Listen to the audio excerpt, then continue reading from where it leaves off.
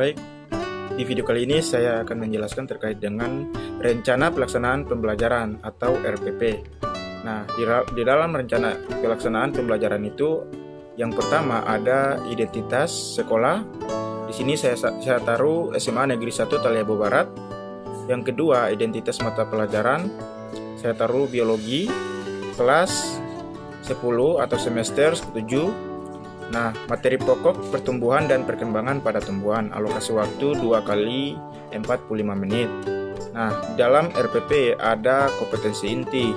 Nah, kompetensi ini terbagi atas 4. Yang pertama, menghayati dan mengamalkan ajaran agama yang dianutnya.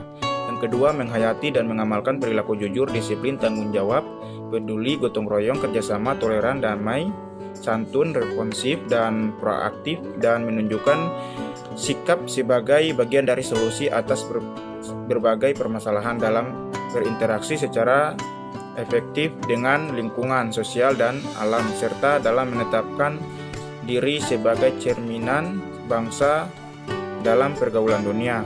Yang ketiga, memahami, penerapan,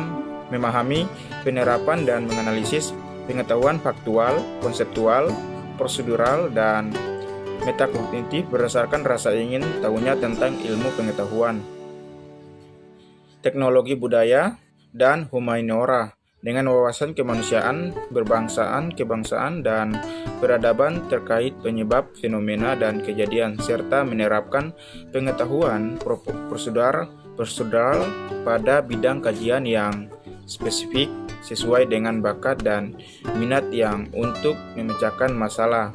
Yang keempat, mengelola, menalar, menyaji, dan menciptakan dalam ranah konkret dan ranah abstrak terkait dengan pengembangan dari yang dipelajarinya di sekolah secara mandiri. Nah, selanjutnya di dalam RPP ada kompetensi dasar.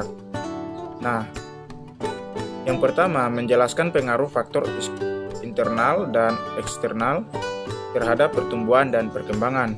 Yang kedua, menyajikan data dan hasil pengamatan terhadap pertumbuhan dan perkembangan.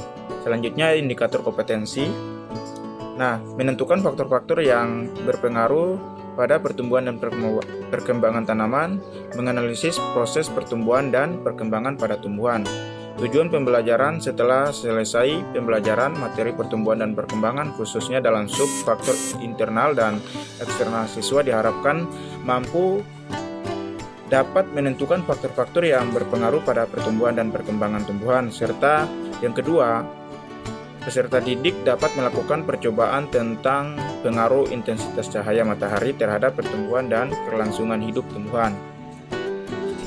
Nah, di sini ada materi pembelajaran pertumbuhan dan perkembangan tumbuhan pada tumbuhan. Nah, jenis-jenis pertumbuhan primer terjadi karena adanya aktivitas jaringan aplikal meristematik primer. Pertumbuhan ini terjadi secara bertahap di 3 daerah, yang daerah pembelahan proliferasi, pemanjangan elongasi, dan daerah diferensiasi. Yang kedua, pertumbuhan sekunder. Pertumbuhan sekunder terjadi akibat adanya aktivitas di jaringan kambium atau meristematik sekunder. Pembelahan kambium ke arah luar akan membentuk rum sekunder, sementara pembelahan ke arah dalam akan membentuk xilem sekunder. Pohon-pohon tang ada di sekitar kita diameternya menjadi lebar.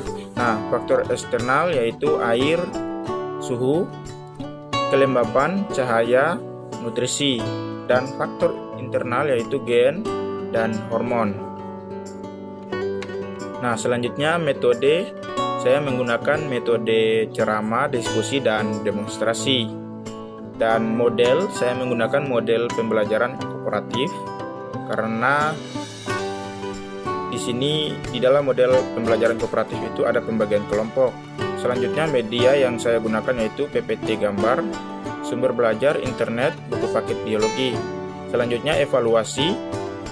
Yang pertama, teknik penilaian kognitif, psikomotor, afektif, dan yang kedua, bentuk penilaian itu lembar pengamatan motivasi dan tes awal serta pilihan ganda.